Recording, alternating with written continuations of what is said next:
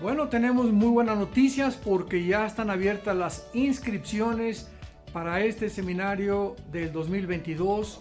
No solamente se va a limitar a matrimonios, sentimos en el corazón que es un tiempo de fortalecer familias. Yo creo que este año 2022 va a ser un año muy especial, por lo cual no te lo puedes perder. Los esperamos porque va a ser verdaderamente algo muy especial, sobre todas las cosas, porque ahora es para toda la familia. Los esperamos. Queremos anunciar, mucho gusto poder anunciar mi nuevo libro titulado El Anticristo. Un libro que contiene realmente información bíblica, desde luego, como de dónde surgirá el anticristo, quién va a ser el anticristo, si va a ser un sistema o un ser humano, y poder llegar a un punto donde nos convertamos en esclavos de este hombre que surgirá en el Medio Oriente. Les invito a que lo lean, estamos seguros que va a ser de muchísima edificación para todas sus vidas.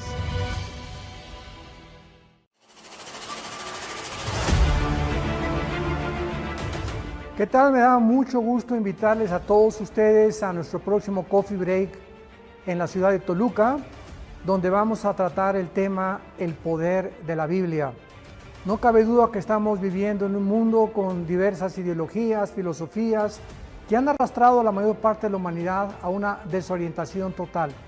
Pero a través de esta conferencia voy a tratar de explicar claramente por qué en la Biblia podemos encontrar los fundamentos más sólidos que cualquier ser humano pueda encontrar para verdaderamente vivir una vida de paz, una vida de seguridad, una vida de esperanza. Les esperamos.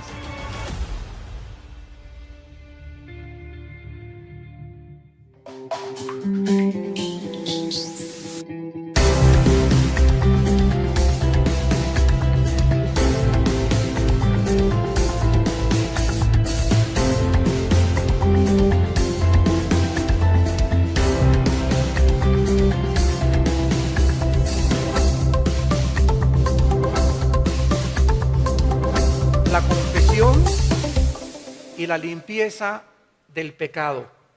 La confesión y la limpieza del pecado. Allá todos ustedes que nos ven en televisión pueden ver que tenemos una escenografía navideña.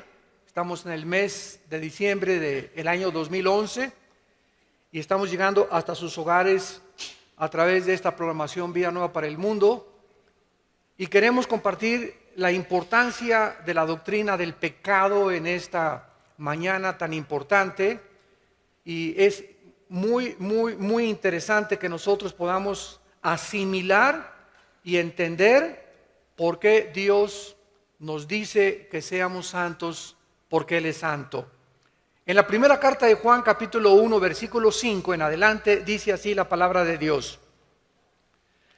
Este es el mensaje que hemos oído de Él y os anunciamos: Dios es luz y no hay ningunas tinieblas en Él. Si decimos que tenemos comunión con Él y andamos en tinieblas, mentimos y no practicamos la verdad.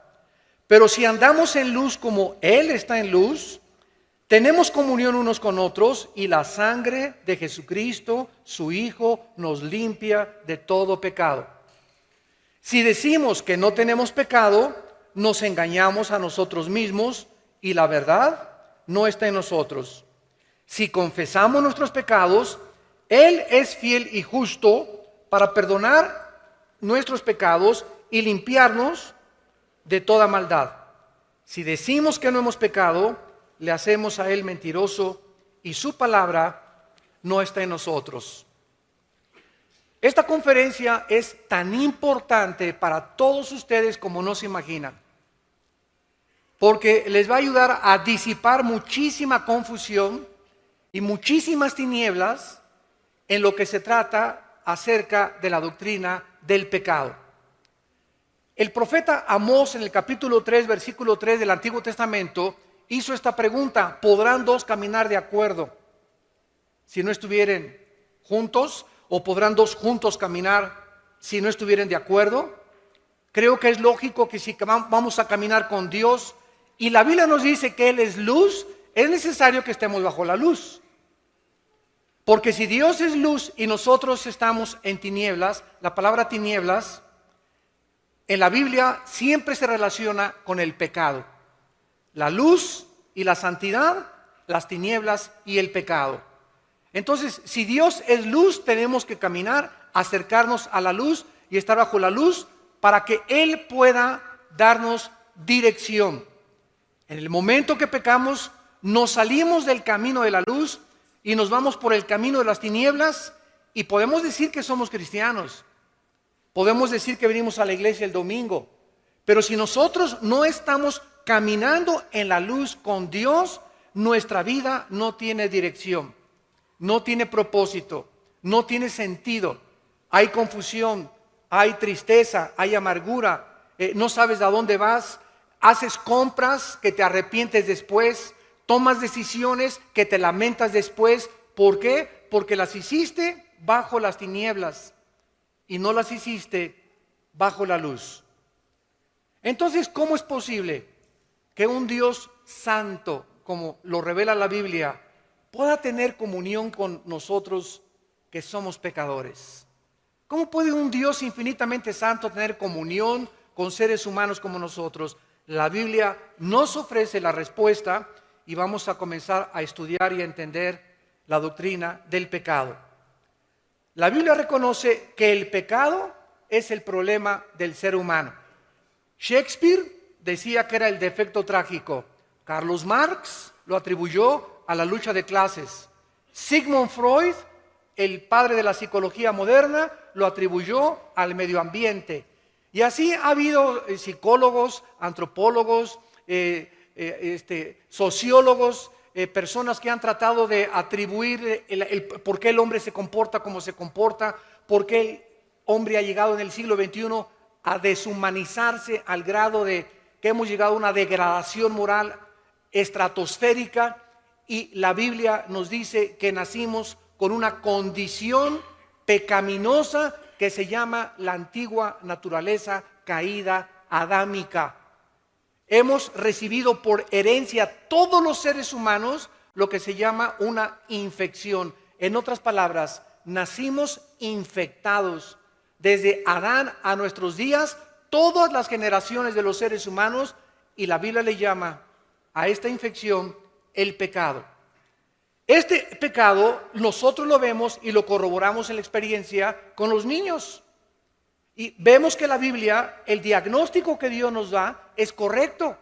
A los niños, al año y medio, un niño de año y medio o 2 años es el dictador número 1 de su casa. Un niño de 2 años es un niño que siempre está queriendo que se le satisfagan sus gustos, que se le satisfaga todo lo que él demanda. A los 3 o 4 años ya no quiere sus juguetes, quiere los del otro niño. Y ya quiere esto y se tiran al suelo y comienzan con sus berrinches y como reguiletes en el suelo, hasta que nosotros entendemos que esta naturaleza de rebelión, de autosuficiencia, de demandar y de pedir, yo soy el rey que tienen los niños, y aunque son inocentes de esa condición, nosotros nos damos cuenta que ¿quién les enseñó a portarse mal? A los niños no les enseñamos a portarse mal, ya lo traen de naturaleza, les enseñamos a portarse bien. Porque la maldad viene inherentemente pegada a la naturaleza humana. Ahora, esta condición que se llama pecado, Cristo en la cruz del Calvario pagó por ella. Porque si tú hubieras muerto con esta infección, o si tú mueres con esta infección que se llama pecado, la paga del pecado es la muerte. El salario que esta infección demanda es la muerte, la separación eterna de Dios. Cristo en la cruz del Calvario paga por la condición con la cual nacimos, para que ningún ser humano pueda decir en el día del juicio: ah, Señor, ¿y yo qué culpa tengo del tonto de Adán que me heredó esta infección? Ahora sí que lo que él hizo me lo estás atribuyendo a mí. ¿Yo qué culpa tengo de haber nacido en pecado? Bueno, para que toda boca se callara, y para que nadie juzgara a Dios como un ser injusto, Dios mismo, Él mismo, paga por esta infección con la cual tú y yo nacimos. Y Dios nos dice que cuando Cristo muere en la cruz, Él paga por el castigo y la condenación eterna, que esta condición con la cual nacimos nos iba a llevar al infierno eternamente si Él no hubiera pagado por nosotros. Entonces, esta condición es la que pagó Cristo. Pero el cristiano que sabe que Cristo ya pagó por esta condición de pecado, dice la Biblia, Romanos 8:1, ya no hay ninguna condenación para el que está en Cristo Jesús. O sea, los cristianos ya fuimos juzgados por esta condición de pecado en la cruz del Calvario. Dice Juan 5:24, porque cualquiera que oye mi palabra y crea al que me envió, no vendrá a condenación. Esta palabra griega es krino, que significa juicio. El cristiano al morir ya no va al infierno, porque ya alguien pagó en la cruz por la condición con la que yo nací. Pero el cristiano que ya sabe que Cristo pagó por él, descubre que sigue haciendo malas acciones. Entonces pongan atención. Una cosa es en la Biblia la palabra pecado singular, otra cosa en la Biblia es la palabra pecados plural. Pecado, cuando veas en la Biblia singular, es la condición con la que nacimos, la que pagó Cristo en la cruz. Pecados son las acciones que se derivan de esta condición con la cual nacimos. Entonces, aunque tú te hubieras portado mejor que San Anselmo y que Santa Rita de Casia, y que al morir se descubriera que nunca rompiste ni un plato y que jamás le hiciste ninguna grosería a nadie, cosa que es imposible, ¿verdad? Desde luego, me estoy yendo al extremo. Si tú mueres, aunque no le haya hecho mal a nadie, te condenas al infierno. ¿Por qué? Porque la condenación no son por las acciones, sino por la condición con la cual naciste, que nunca fue cubierta bajo la sangre del Hijo de Dios. Entonces la gente está tratando de hacer buenas acciones, de portarse bien, tener una religión, persinarse, cumplir con su religión, etcétera, etcétera, para poder creer que Dios les da la entrada al cielo. Pero vuelvo a repetir, si la salvación fuera por hacer buenas obras, ¿para qué Cristo murió en la cruz? Fue un desperdicio. Dios nos hubiera dicho entonces, miren mis hijitos, mis chiquilines, se me portan bien, budistas, pórtense bien, católicos, pórtense bien, testigos de Jehová, pórtense bien, mormones, pórtense bien, judíos, pórtense bien, maometanos, pórtense bien. A todas las religiones, Dios hubiera dicho, todas las religiones salvan, solamente que todos se porten bien. Eso hubiera dicho Dios y Cristo no hubiera tenido que morir en la cruz. Pórtense bien, hagan lo mejor que puedan. Cumplan de vez en cuando con su religión, oren 3 veces al día y nos vemos en el cielo. Pero Cristo en el huerto de Getsemaní cayó de rodillas y al darse cuenta que no había ninguna otra manera en la que nosotros fuésemos perdonados por nuestros pecados, comenzó a sudar gotas de sangre. Y le dijo al Padre, Padre mío, si es posible, ¿qué no hay otra manera de que se salven? ¿No podría bajar Miguel el arcángel y morir por ellos? ¿No sería bueno que mejor les dijeras, pórtense bien mis niños, todas las religiones salvan con tal de que no hagan malas obras? Pero Cristo sabía lo que estaba establecido desde el Antiguo Testamento y que se encuentra en Hebreos 9:22. Sin derramamiento de sangre no hay perdón de pecados. Esta es la forma como el Dios de la Biblia escogió la salvación. Él es el soberano, el legislador de la moral, y no nos dejó a nosotros que nosotros tuviéramos la opción de decidir cómo nos vamos al cielo. Pero como el ser humano desconoce la Biblia, el ser humano inventó las religiones. ¿Y qué son las religiones? El esfuerzo de los seres humanos al desconocer la obra de Cristo y la palabra de Dios, para poder hacer lo mejor que se pueda, para poder entrar después de muertos al cielo y tener la vida eterna. Y así encontramos que los más grandes pecadores que podíamos nosotros mencionar, como Al Capone, el gángster de los 20, 30 allá en Chicago, que en Navidad se vestía de Santa Claus y se ponía a darles dulces a los niños, y en Navidad se creía bueno, y él llegaba enero y agarraba la ametralladora y comenzaba a matar a todo el mundo. Pero en Navidad se persinaba y después se portaba como el anticristo. ¿Y cuánta gente, sin exagerar, se porta de la misma manera? Tienen un amante, cometen adulterio, pero eso sí, el domingo no faltan a su iglesia. ¿Cuánta gente sigue robando, sigue transando, sigue extorsionando, sigue dándole malos ejemplos a sus hijos, sigue siendo infiel a su esposo o a su esposa, pero el domingo están bien persinados hasta con la estampita de San Anselmo? Esta actitud Cristo le llamó hipocresía. La palabra hipócrita viene del griego, que es actor. La palabra actor viene del latín, que es una persona que se pone una máscara o actúa ante un público con una actuación especial que no es de él, con un papel que no le corresponde. Él está actuando, se mete el personaje en su vida y lo refleja ante el público. Ese es un actor. Y las personas que mejor manifiestan una actitud que no son de ellas, les dan un premio que se llama el Oscar en California cada año. Entonces, el cristiano que manifiesta una actitud y dice: yo estoy bien, yo soy cristiano, y sin embargo camina en las tinieblas, la Biblia dice, es una persona mentirosa, porque Dios es luz.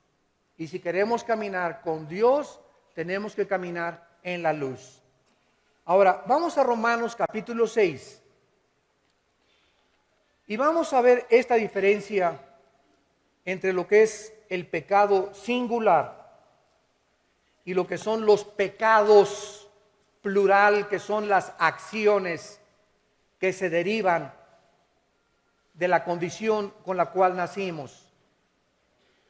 Por ejemplo, en Romanos 6, que es el capítulo más excelso de todo el Nuevo Testamento en cuanto a la doctrina del pecado, dice en el versículo 7, el que ha muerto ha sido justificado del pecado.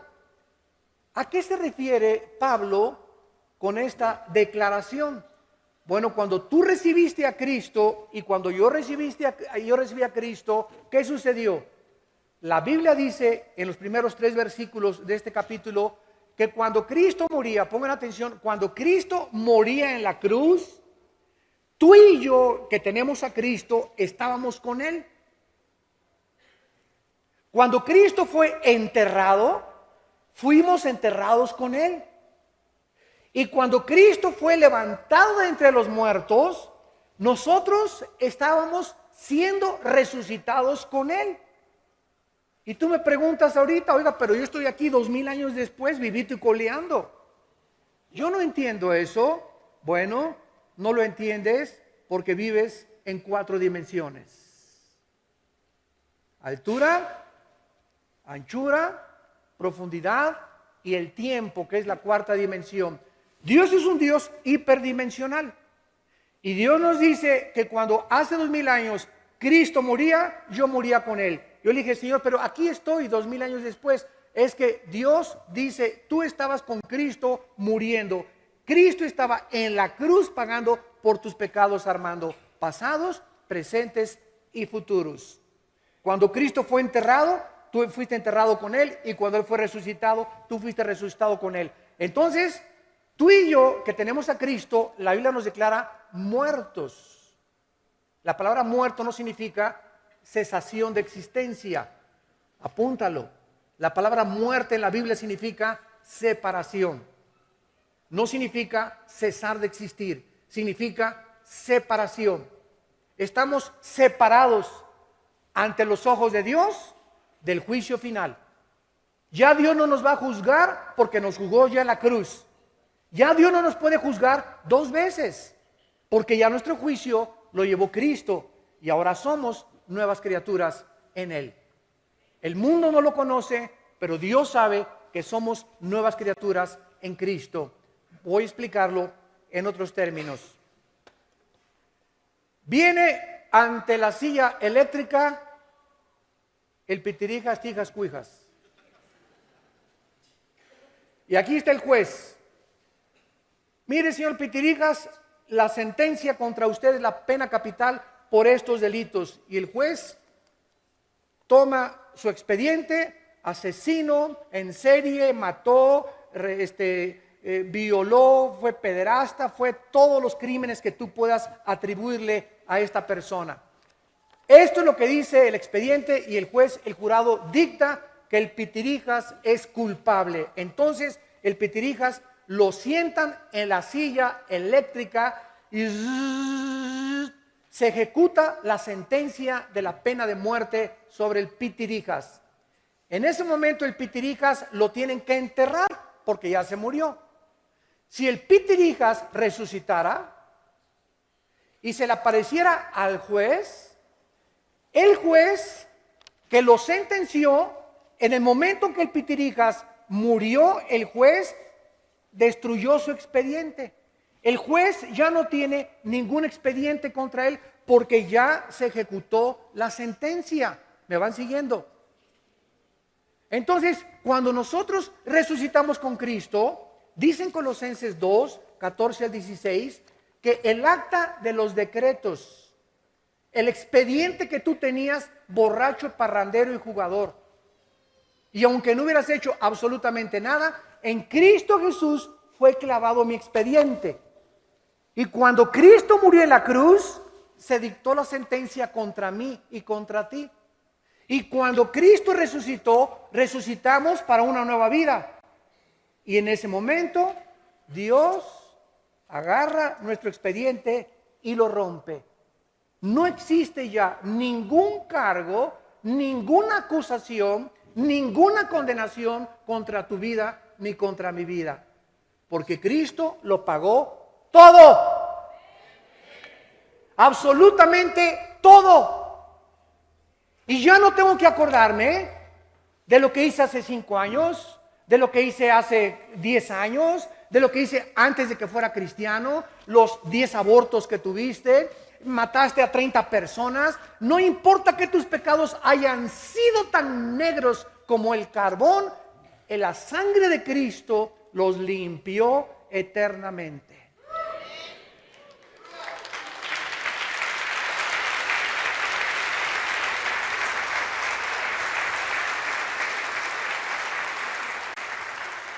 Ahora lo entiendes. Romanos 6:7. El que ha muerto, ¿quiénes hemos muerto? Nosotros los cristianos. Los que hemos muerto hemos sido declarados ante el tribunal cósmico de Dios inocentes. La palabra justificación significa como si nunca hubieras pecado.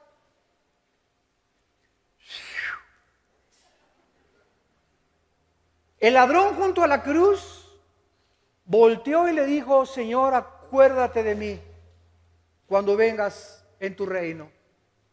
Y los fariseos que están abajo en la cruz: ay, sí, qué fácil, ¿no? Después de todo lo que hiciste, ¿no? Ay, sí, sí, sí. Y Cristo le dice: hoy estarás conmigo en el paraíso. No le dijo: mira, te vas a tener que bajar y bautizar primero. Te vas a tener que bajar e irte a la villa, de rodillitas, ida y vuelta, desde Toluca. Vas a tener que hacer 3 o 4 asilos, vas a tener que cumplir 5 orfanatorios. En ese momento, cuando Cristo le da el perdón a un hombre que no merecía el perdón, y la pregunta es: ¿quién lo merece? ¿Quién de nosotros se atreve a levantar este dedo y decirle a alguien: tú eres más pecador que yo? Cuidado de ser un fariseo. Porque fue lo que hicieron los fariseos en los tiempos de Cristo. Agarraron a una mujer. Ven para acá, de las greñas. Venga para acá. Ahí échese. Señor, la ley dice que el adulterio es sentenciado a pena capital. ¿Tú qué dices? Y la pregunta es, ¿y el fulano con el que estaba? No, para que haya adulterio tienen que ser dos, ¿no? ¿Por qué ella? El machismo todavía que existía en el Medio Oriente y que existe todavía. A él no le hicieron nada, ¿verdad? Se fue hasta Acapulco de vacaciones. La ley dice que la muerte es a pedradas por adulterio. Cristo no hizo nada. Se inclinó en la tierra, Juan capítulo 8, y comenzó a escribir en la tierra. Y tal vez comenzó a escribir, no robarás, no perjurarás, no levantarás falso testimonio contra tu prójimo. Y los fariseos, cuando comenzaron a darse cuenta de que estaba Cristo escribiendo tal vez otros pecados que no eran el de adulterio, pero que eran pecados que podían también condenarlos, dijo Cristo, el que crea que no tiene ningún pecado, agarre la primera piedra y aviéntesela a la mujer. Y dice la Biblia que acusándolos su conciencia, uno por uno, desde el más pequeño hasta el más grande, se retiraron y no se atrevieron a matarla a pedradas. Y eso es lo que nos dice Dios a través de los siglos: el que esté libre de pecado sea capaz de arrojar la primera piedra. Nunca digas, es que esa es una prostituta, es que ese es un drogadicto, es que esa persona no merece el perdón. ¿Sabes una cosa? Tú y yo no merecíamos tampoco el perdón, y por la gracia hemos sido perdonados. ¿Sabes qué significa esto? Que si nosotros ahora que somos cristianos estamos dispuestos a condenar a alguien, es que usted no conoce a mi cuñado, pastor, y usted no sabe que estas personas, ¿sabes una cosa? Es que tú no eras una perita en dulce tampoco. Tú no eras una persona, ¿verdad?, que podrías decirse que te ibas a ir al cielo. Aunque no eras prostituta, ni borracho, parrandero, ni jugador, y te creas más bueno que otra persona, merecías tú también el juicio. Y Dios tuvo misericordia y nos perdonó, nos resucitó con Cristo. El acta de los decretos ha sido rota, y dice la Biblia, nunca me acordaré jamás de tus pecados. Bueno, hemos visto la primera parte, de qué forma Dios se ocupó de la condición con la cual nacimos. Ahora bien, ya somos cristianos. Regresamos a Primera de Juan. Y descubrimos, ya siendo cristianos,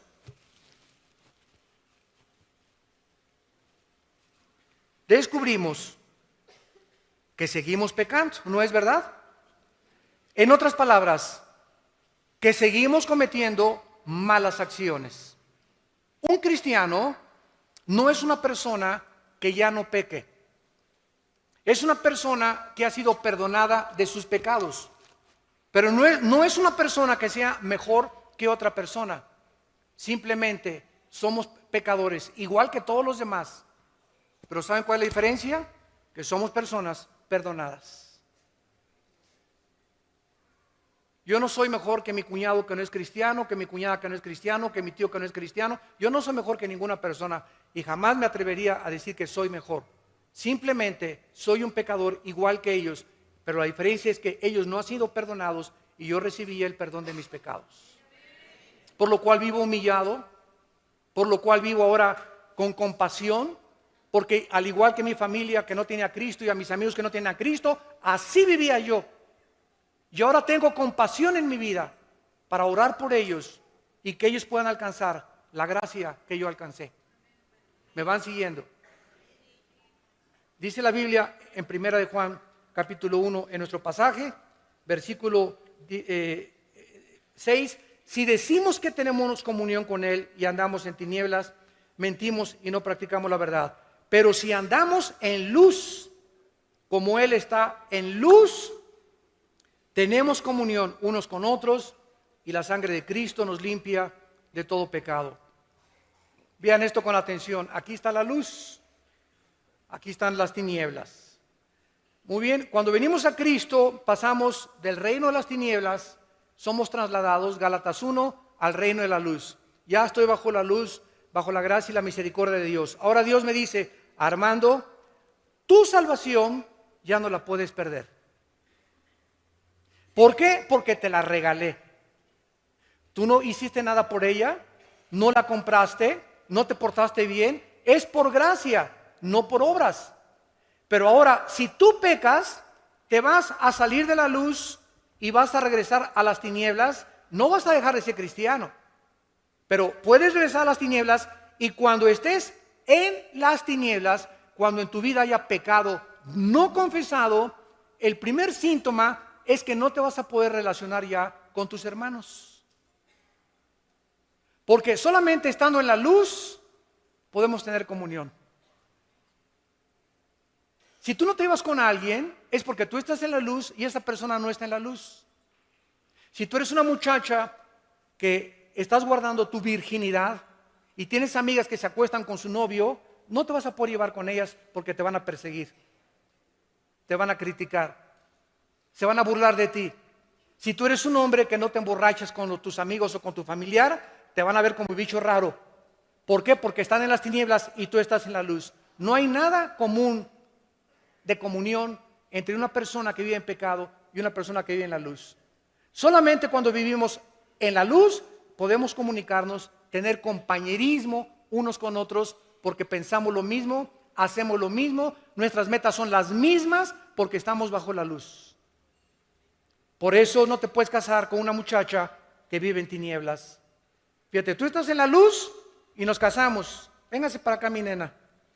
Y aquí está. Y se pone en terreno neutral. No hay terreno neutral. La persona que está en la luz dice, véngase mi nena para acá, la voy a convertir. No es cierto. Hasta que se convierta te casas.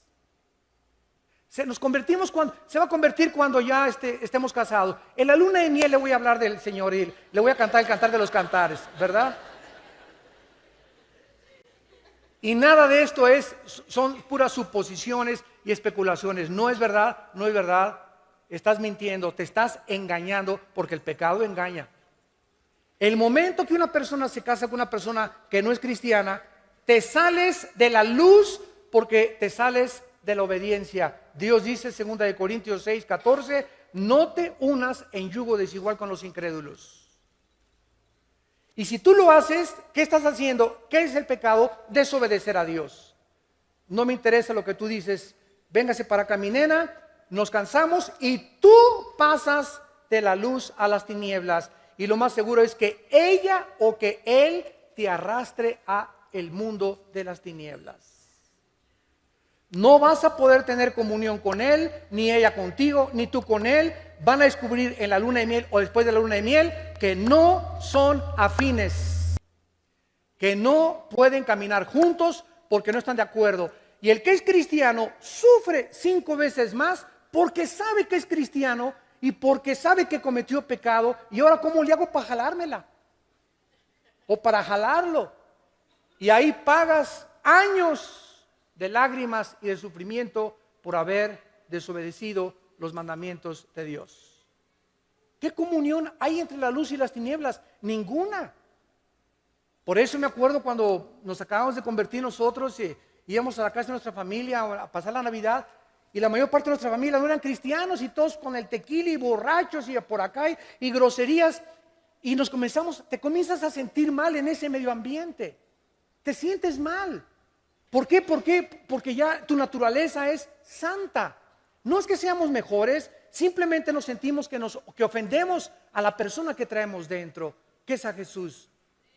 Entonces, ya sabes que vengo a darle el regalo de Navidad y ahí nos vemos 15 minutos, pero no podemos seguir ahí por el ambiente tan degradado a lo cual llega la gente que no tiene a Cristo. Y esta es la razón por la cual ellos, dice la Biblia, nos van a perseguir, nos van a odiar tu familia, tus amigos, tus compañeros de oficina, porque ellos quieren que tú hagas lo que ellos hacen. Y la gente no soporta que nadie sea diferente a ellos. Quieren que seas como ellos, Juan Charrasqueado. Vean el segundo principio en el versículo 7, ya vimos, si andamos en luz, como Él está en luz, tenemos comunión. La comunión es bajo la luz. No hay otra forma de tener comunión más que bajo la luz. Hermano, pero mi esposa, los dos somos cristianos y ella anda mal. Por eso los pleitos y todo, porque ella anda mal. Ahora tú no la vas a cambiar. Ora por ella, síguela amando. Déjasela a Dios. Hermano, mi esposo es cristiano, pero él anda mal. Precisamente porque anda mal, ya no hay comunión entre ustedes. Ya hay chispas y no se arreglan los problemas y rencores y odios y gritos y sombrerazos en el hogar, a pesar de que son un matrimonio cristiano. La esposa se da cuenta que él está mal, a sombrerazos no lo vas a cambiar. Híncate, síguelo amando a tu esposo y ora por él. Esta es la forma en la que nosotros traemos al que se ha bajado del barco para volverlo a subir al barco otra vez, mandándole el salvavidas de la gracia de Dios, orando por su alma y diciéndole: Señor, ten misericordia de mi esposo. Yo lo sigo amando, yo la sigo amando, pero tú eres el único que lo puedes cambiar o que la puedes cambiar. A menos que haya adulterio, ¿verdad? Que es la única justificación y abandono de hogar para que haya divorcio. Dice el versículo 7 que cuando andamos en luz, como Dios es luz, tenemos comunión, y vean esto con lupa y con microscopio. Y la sangre de Jesucristo, su Hijo, nos limpia de todo pecado. Vean esto con cuidado. Aquí está la luz, aquí está Dios. Aquí están las personas en tinieblas. La sangre de Cristo tiene efectividad bajo la luz, no bajo las tinieblas. En otras palabras, si yo estoy en tinieblas y confieso mi pecado: Padre, perdona mis pecados, ya no estoy pidiendo que me perdone mi salvación, porque ya soy salvo, la salvación no la puedo perder. Estoy pidiendo perdón para mantener mi comunión con Dios. El cristiano que peca no pierde la salvación, pierde su comunión. Nos separamos de Dios en comunión. Dios no oye mis oraciones. Dios me va a disciplinar, Hebreos 12, porque Dios al que ama disciplina, y me va a dar duro con el cuero y voy a sentirme triste y miserable, porque Dios no puede tener comunión conmigo y Él anhela que yo regrese. Me ama tanto y el Espíritu me ama tan celosamente que Dios quiere, que prefiere Dios aquí, cuando estoy aquí, dejarme aquí manco o cojo, o mandarme a la cárcel, o mandarme una enfermedad gravísima, algo que me conmueva y me sacuda las fibras más íntimas de mi ser para hacerme regresar con Él. Hace mucho tiempo había una ovejita en un corral que se brincaba cada semana las trancas. Y el pastor, a la tercera vez que la oveja se brincó las trancas, le cayó gorda ya. Y dijo: ¿sabes una cosa? Esta oveja no va a entender. Entonces, en la cuarta vez que la oveja se brincó las trancas, el pastor fue y le rompió una pata a la oveja. Y la metió coja al rebaño. Y le dijo: prefiero que estés coja pero dentro del rebaño, a que pierdas afuera tu vida por los lobos que están rondando. Y eso es lo que hace Dios. Cuando estamos brincándonos sus leyes e insistiendo en que podemos pecar libremente sin que Él nos castigue, Dios va a mandar un juicio muy grande sobre tu vida. Y prefiere Dios, te repito, mandarte al hospital, que te secuestren, que te roben, que te pierdas la cabeza, lo que sea, con tal de que tú regreses al rebaño. Dice la Biblia en el Salmo 32: te haré entender y te enseñaré el camino en que debes andar. En 1 Corintios 11, del 32 en adelante, los corintios insistieron en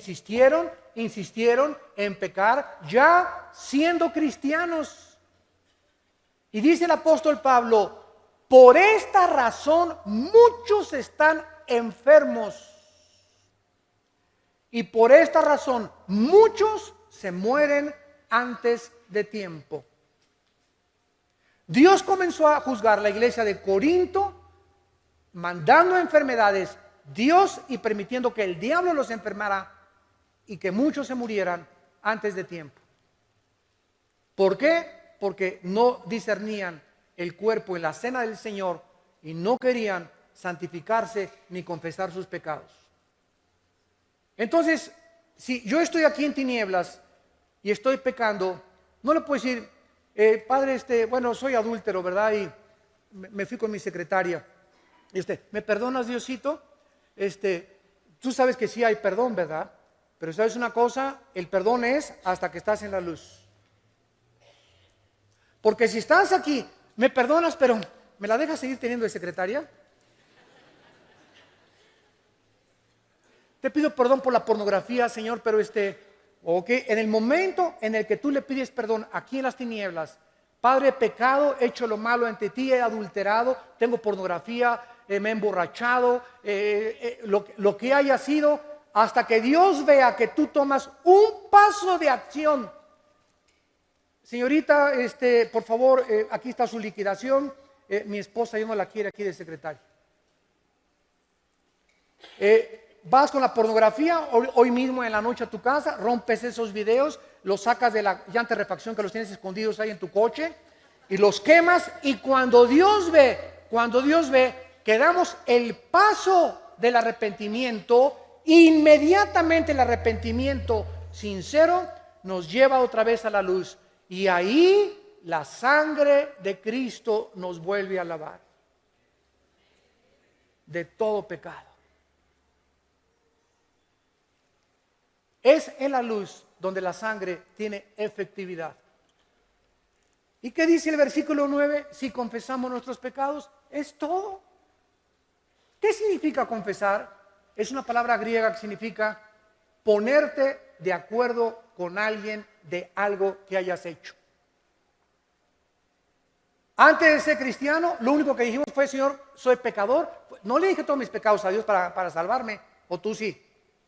En el desayuno ayer, ¿verdad? Mucha gente, Padre, reconozco que he pecado, es todo, he pecado. Y viene la salvación y viene la gracia. Pero ya siendo cristianos, tenemos que hacer de la confesión un hábito. De cada vez que yo hago malo, ¿qué le digo a Dios? Esa pluma que yo me llevé tirada en la iglesia, Señor, tú le llamas pecado, me pongo de acuerdo contigo.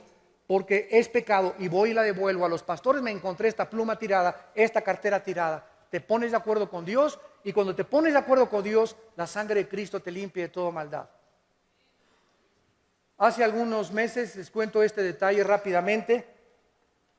Iba saliendo yo del aeropuerto de Dallas, ya venía yo para México y me eché en reversa y le hice una bolladurita muy pequeña a un carro que estaba atrás de mí. En el estacionamiento no había nadie me estaba viendo. Y dije, pues, se lo pague su abuelita. Se los digo sinceramente, ¿no? Así somos de tremendos, ¿verdad? En ese momento no andaba muy espiritual yo. Y iba saliendo del estacionamiento,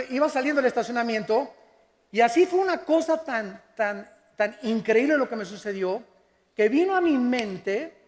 Si eres fiel en lo poco, en lo mucho lo serás. Y si eres infiel en lo poco, en lo mucho lo serás. Y en ese momento Dios me dijo, ¿qué prefieres? ¿Tener tu conciencia limpia de mí o llegar tarde a México? Y me eché en reversa, saqué una tarjeta mía personal, se la puse en el parabrisas y le puse mi teléfono. Le dije, por favor, cheque su defensa, tiene una bolladura, hablen por teléfono. Estoy dispuesto a pagarle su compostura. Bueno, yo regresé el lunes o el martes a Dallas y me habla por teléfono. Esta persona era una viejita. Y me dice, ¿quién es usted? Y le digo, soy fulano de tal. Me dice, ¿pero por qué hizo eso? Y le dije, porque creo que es lo menos que puedo hacer siendo cristiano. Ah, usted es cristiano, con razón, me dice. Y le digo, ¿por qué? Me dice, porque fíjese que se lo platiqué a mi hijo. Y mi hijo dijo, solamente un loco podía hacer eso. Me llamó loco.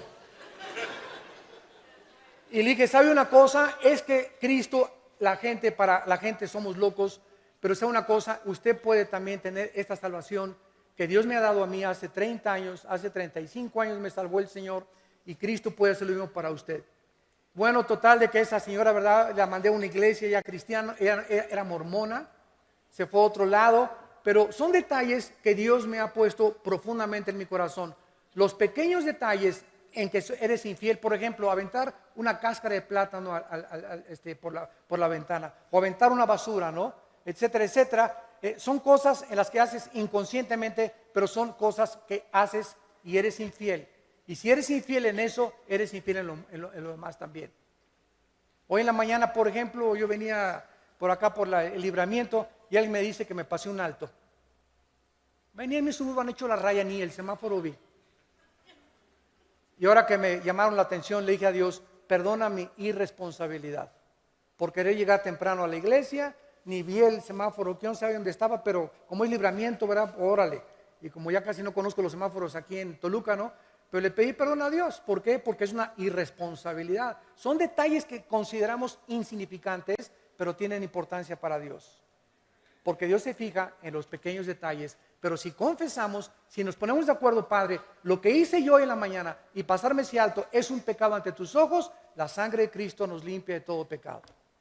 Ahora, ¿qué pasa cuando un cristiano no confiesa sus pecados? ¿Qué pasa cuando estás aquí? Entonces, ¿sabes lo que pasa? Se te amontonan 1, 2, 3 y 4. Un pecado da pie siempre a otro pecado. Nunca se queda ahí estático. El pecado crece. Es como el cáncer exactamente.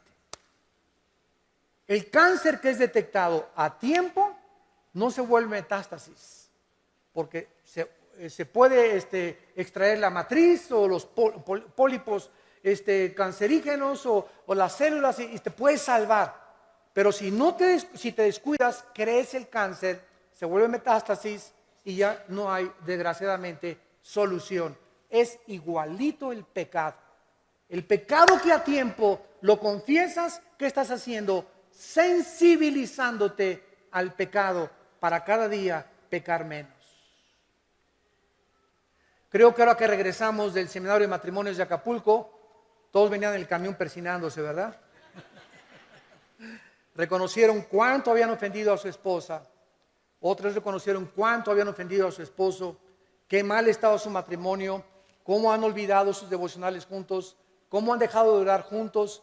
Y ahí Dios, para eso son los seminarios, para sensibilizar nuestra conciencia, hacernos reflexionar y regresar al camino de la luz. En el Salmo 19, el rey David, al darse cuenta lo sensible que debía ser al pecado y queriendo mantenerse como un varón conforme al corazón de Dios, le dijo en el Salmo 19, versículo 12 y 13. Dice David en el Salmo 19, 12, y le hace una pregunta a Dios: ¿quién podrá entender sus propios errores? ¿Quién se atreve a contestar esta pregunta en esta mañana? Qué fácil de contestar. ¿Cuál es la respuesta? Nadie. Nadie. Todos creemos que estamos bien. ¿No es verdad? Yo hoy en la mañana creía que estaba bien y no estuve bien al pasarme un alto. Alguien tuvo que venir y exhortarme, como dicen hebreos, exhórtense unos a otros para que no se endurezcan por el pecado. ¿Quién de ustedes tiene el bendito hábito de decirle a su esposa cada semana, si es que quieres crecer, mi amor, ¿qué has visto en mi vida en estos días, en mi trato con nuestros hijos, en mi trato contigo, que no sea yo consistente a la palabra de Dios? Para muchos le va a sacar un periódico a la esposa, ¿verdad? Pero ok, ¿verdad? Ya, 10 cosas, mira, voy a atacar esta, la 1, la 2 y la 3, voy a orar por estas 3 o 4 y voy a poner más énfasis en estas áreas. Pues sí, es que gritas mucho, mi amor. Padre Santo, ayúdame en mis gritos, por favor, voy a tratar y cada vez, mi amor, ahora, cada vez que lo haga, acuérdame en ese momento. Y de veras, es lo que yo le digo a mi esposita. Cuando veas que les levanto la voz a mis hijos, o cuando veas que tengo una cara que no debo de tener, y que hasta espanto con la cara de enojado que tengo a veces, ¿verdad? Házmelo saber, porque quiero cambiar. Quiero ser mejor. Tenemos que subir, no podemos quedarnos.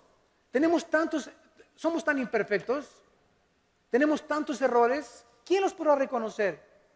¿Cómo le hacemos? ¿Qué dijo David? Líbrame de los que me son ocultos.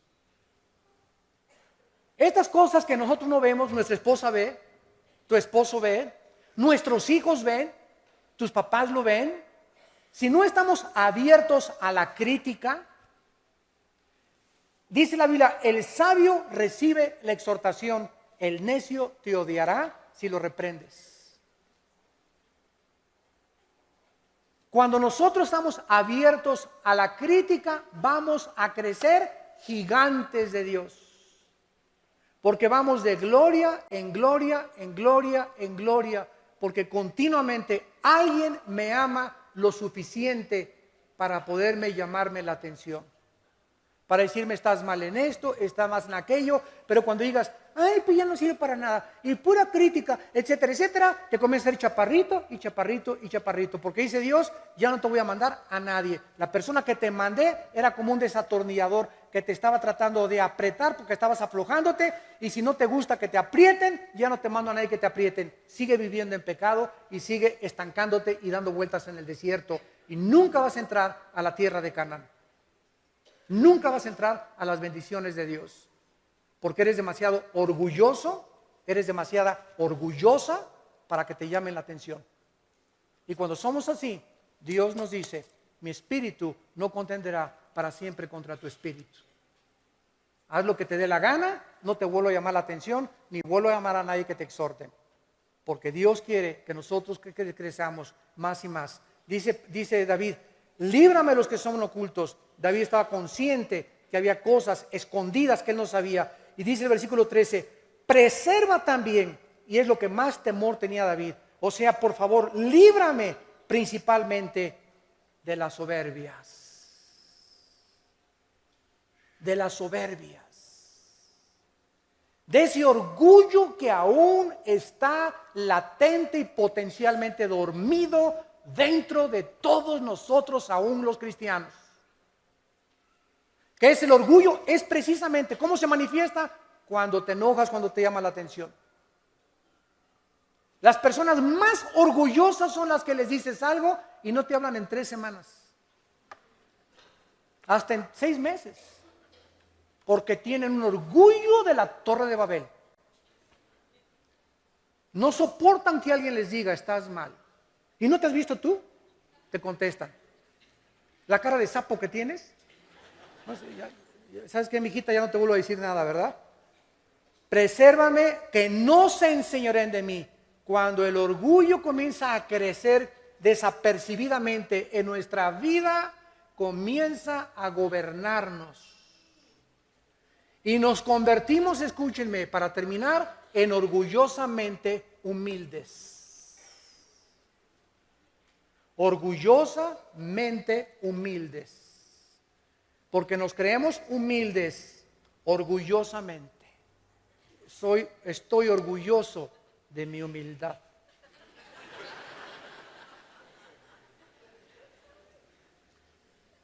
Si confesamos nuestros pecados, Él es fiel y justo para perdonarnos y limpiarnos de toda maldad. El que encubre sus pecados, Proverbios 28, no prosperará. Mas el que los confiesa y se aparta, alcanzará misericordia. ¿No quisieran muchos de ustedes en esta mañana, en la que la Biblia, a través del Espíritu Santo, los ha ido convenciendo a cada uno de ustedes y a mí también, de nuestros pecados, de nuestros errores, de nuestras imperfecciones? ¿No quisieras en esta mañana ponerte a cuentas con Dios, confesarle tus pecados y salir por esa puerta con una paz que sobrepasa entendimiento y con la seguridad de que hemos sido lavados con la sangre de Cristo? Oremos. Gracias, Señor, por tu preciosa palabra. Gracias, Señor, por haber llevado nuestro juicio en la cruz y haber pagado por nuestra condenación eterna. Pero hemos comprendido que aún siendo cristianos y siendo nuevas criaturas, ahora nuestros pecados ya no nos hacen perder la obra que tú hiciste en la cruz, porque esta obra fue completa y terminada, consumada por la muerte de tu Hijo. Pero los pecados que cometemos, ya siendo cristianos, nos rompe nuestra comunión contigo. Nos separamos de ti. Y ya tú no tienes la oportunidad de dirigir nuestras vidas, de alumbrar nuestro camino. Leemos la Biblia y no la entendemos. Nos llenamos de irritabilidad. El odio comienza a llenar nuestro corazón y la falta de perdón, la envidia y el comenzar a creernos superiores a los demás.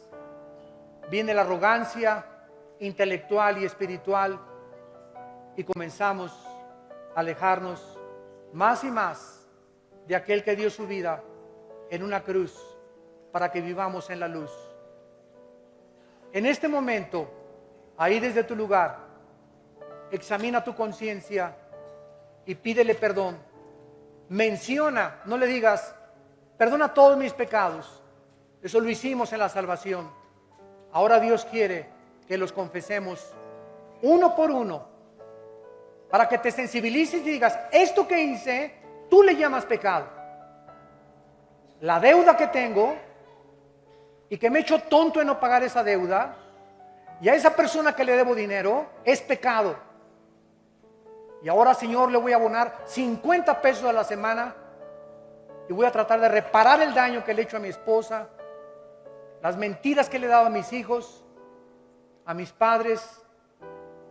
Pídele al Espíritu Santo que te examine.